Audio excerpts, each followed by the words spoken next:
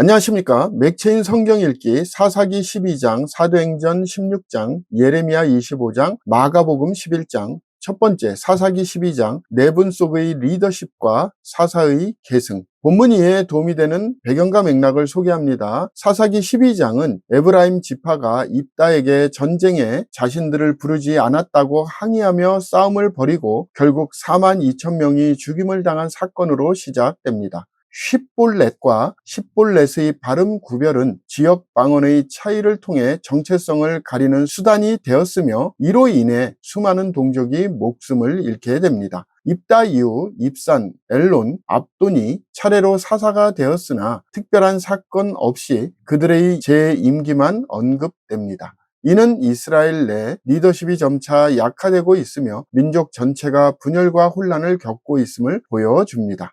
본문의 중요 구절을 소개합니다. 사사기 12장 6절 7절 그에게 이르기를 십볼렛이라 발음하라 하여 에브라임 사람이 그렇게 바로 말하지 못하고 십볼렛이라 발음하면 길르앗 사람이 곧 그를 잡아서 요단강 나루턱에서 죽였더라. 그때 에브라임 사람의 죽은 자가 4만 2천 명이었더라. 입다가 이스라엘의 사사가 된 지 6년이라 길르앗 사람 입다가 죽음에 길르앗에 있는 그의 성읍에 장사되었더라. 본문을 적용하는 데 도움이 되는 가이드라인입니다. 오늘날 우리는 언어, 지역, 계층의 차이로 인해 형제 간의 분열과 정제가 일어나는 현실을 돌아보아야 합니다. 참된 리더십은 분쟁을 중재하고 화합을 이루는 방향으로 나아가야 하며 판단보다 관용이 우선되어야 합니다. 우리 공동체는 사소한 차이보다 하나님 나라의 큰 뜻을 바라보아야 합니다. 주 안에서의 일치는 외형보다 본질로부터 시작됩니다. 두 번째 사도행전 16장 복음의 확장과 하나님의 주권. 본문 이해에 도움이 되는 배경과 맥락을 소개합니다. 사도행전 16장은 바울의 제2차 선교 여행이 본격적으로 시작되며 디모데가 동역자로 합류하고 성령의 인도로 아시아를 지나 마게도니아로 복음이 확장되는 장면이 나옵니다. 바울은 환상 가운데 마게도니아 사람 하나가 마게도니아로 건너와서 우리를 도우라는 부르심을 받고 빌립보로 갑니다. 루디아의 회심, 귀신 들린 여종의 해방, 감옥에서 찬양 중 지진이 일어나 간수가 회심하게 되는 기적까지 이어지며 복음이 어떻게 하나님의 뜻 안에서 열매 맺는지를 보여줍니다. 본문의 중요 구절을 소개합니다. 사도행전 16장 31절 이르되 주 예수를 믿으라 그리하면 너와 내 집이 구원을 받으리라 하고 본문을 적용하는 데 도움이 되는 가이드라인입니다. 오늘날 우리는 복음이 전해지는 길은 우리의 계획보다 하나님의 주권에 달려 있다는 것을 믿어야 합니다. 때로는 이해되지 않은 방향 전환이나 고난 속에서도 하나님은 놀라운 일을 이루십니다. 한 사람의 회심이 가정과 공동체를 변화시키는 시작점이 될 수 있습니다. 복음은 오늘도 삶의 현장 가운데서 능력 있게 역사하고 있습니다. 세 번째 예레미야 25장 포로와 심판에 대한 예언. 본문 이해에 도움이 되는 배경과 맥락을 소개합니다. 예레미야 25장은 유다가 하나님의 말씀을 거부한 결과로 70년의 바벨론 포로를 예언하는 중요한 장입니다. 이 모든 땅이 폐허가 되어 놀랄 일이 될 것이며 이 민족들은 70년 동안 바벨론의 왕을 섬기리라는 말씀은 유다의 죄에 대한 하나님의 명확한 심판입니다. 또한 25장 15절 이하에서는 열방이 하나님의 진노의 잔을 마시게 되는 장면이 묘사되며 이스라엘만이 아닌 온 세상이 하나님의 심판 아래에 있음을 강조합니다. 바벨론도 결국 하나님의 심판을 받을 것이라는 종말적 예언이 함께 주어집니다.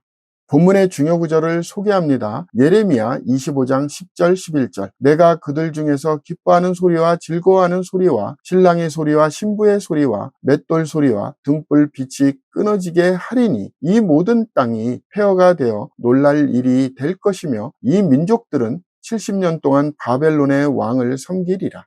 본문을 적용하는 데 도움이 되는 가이드라인입니다. 오늘날 우리는 하나님의 오래 참으심이 영원하지 않으며 결국 공의로 심판하신다는 사실을 기억해야 합니다. 반복된 불순종은 반드시 대가를 동반하며 그 안에는 회개와 회복의 길도 함께 제시됩니다. 하나님의 심판은 무질서가 아닌 질서의 회복이며 모든 열방이 그 앞에 서게 될 날이 있음을 잊지 말아야 합니다. 우리가 지금 순종하지 않으면 나중에는 강제적인 경고를 마주하게 될 것입니다.